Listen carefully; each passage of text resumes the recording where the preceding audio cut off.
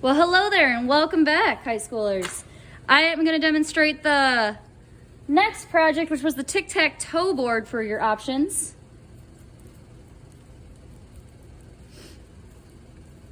So again, I'd have to wedge some clay out. I'm going to need to make some slabs. For your tic-tac-toe board, you guys had that piece of paper that I made. Bam, remember this? You are going to want to cut out, you can use yours, or if you made it all pretty and you want to keep your design, that's totally fine. Cut out that bottom part and cut out at least one of the sides. All right, I have some clay here I'm going to use. It's not the greatest wedged clay, but again, I'm destroying my example, not keeping it. And I'll show you why we cut these sides out. It's nice and already measured for you guys, so you have no measuring to do. It'll make sure all your sides are even and the same. And that is all I'm gonna need. So I'm gonna stop rolling there. So what you'll do is you'll take your pieces, place them on your slab, and you can try to get more than one in. So I could probably get at least two, maybe even 3 of the sides on my slab here. Save myself some work. Don't have to roll out as many this way. Take your ruler, line it right up with the edge of the paper, and cut it out nice and straight.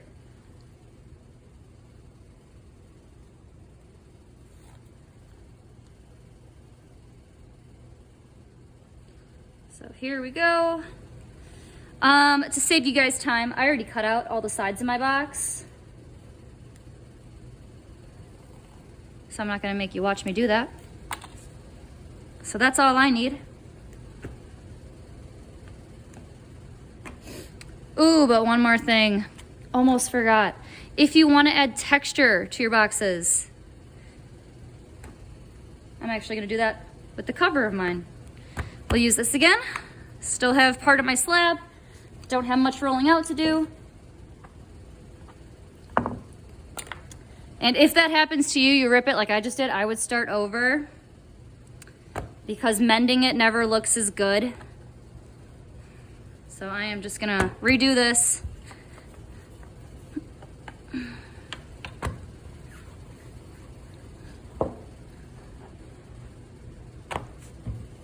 I can't roll out slabs sitting down, so if you are having problems, try standing up. It's a lot easier. For the cover, let's say I want to add some cool texture on my board. So I have these cool texture plates. You could use one of these. If you want to use one of these, they're really easy to use. Place it on top of your slab.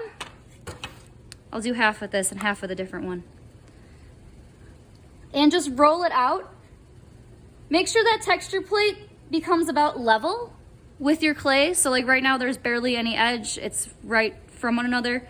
And that will assure that you have it pressed in all the way. You can see I got some really cool wood texture now going on.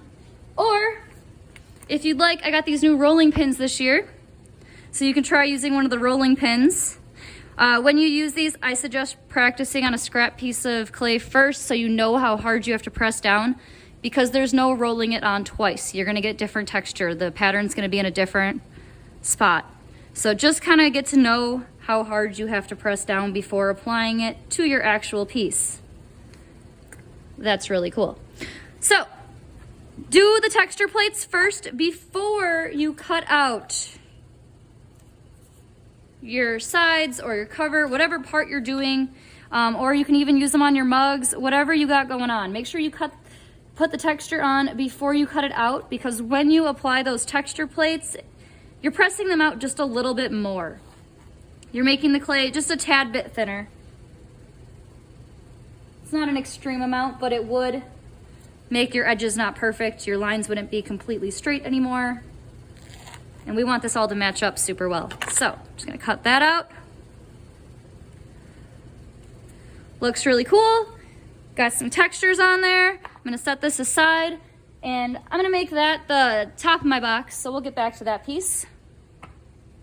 We are gonna go put the box together. So just like I have on that planning sheet, I like to lay it all out how I would stack it. So now I know like this wall, all these walls just gotta be tilted upward, and this will make my box.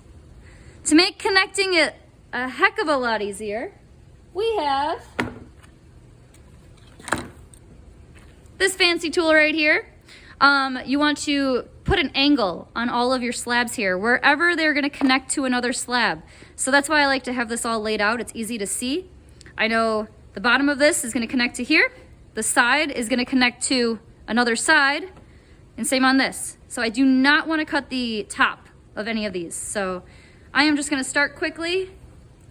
All I do is take this tool, put your thumb on the back of it so you don't rip the clay. This little blade you just line up right at the edge. Make sure you are using the 90-degree angle, not the bigger angle, 90 degrees, or 45 degrees, woof. Good thing I don't teach math, right? Math teachers would not be happy with me. And you just want to cut all the sides. Oops, this one's breaking.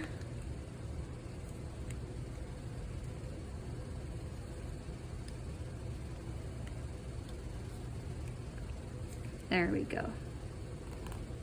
Perfect.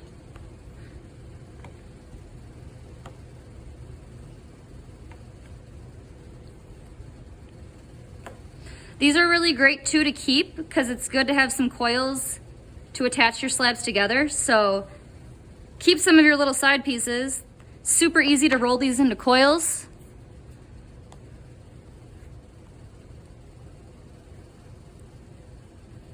And that's going to be very useful. So I'm going to keep that.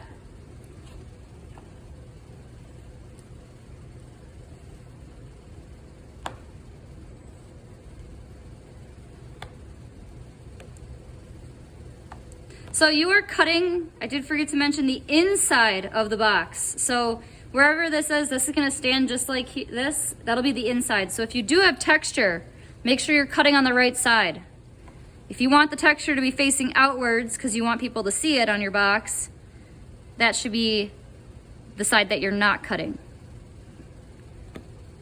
All right, one more to go. And this bottom part will have to get cut on all four sides.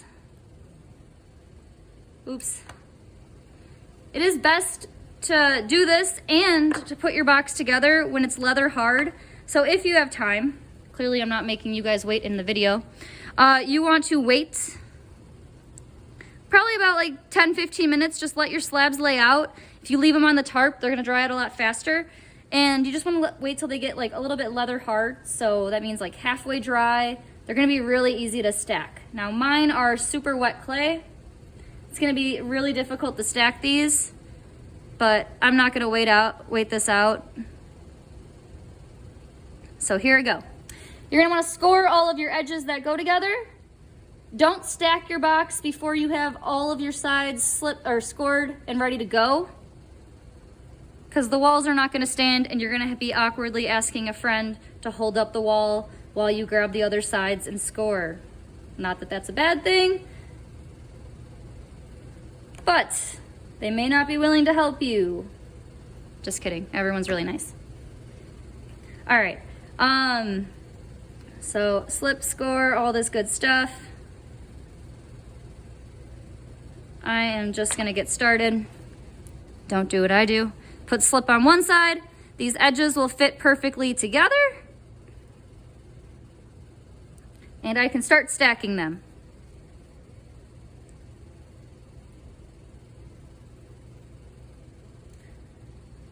You can add coils for support on the inside bottom, just on that seam if you'd like. You can add coils for support on the side edges, just to make sure it does not fall apart. So when I add a coil, I really can't fit my finger in there, especially once we have all four walls up. I like to use the backs of tools.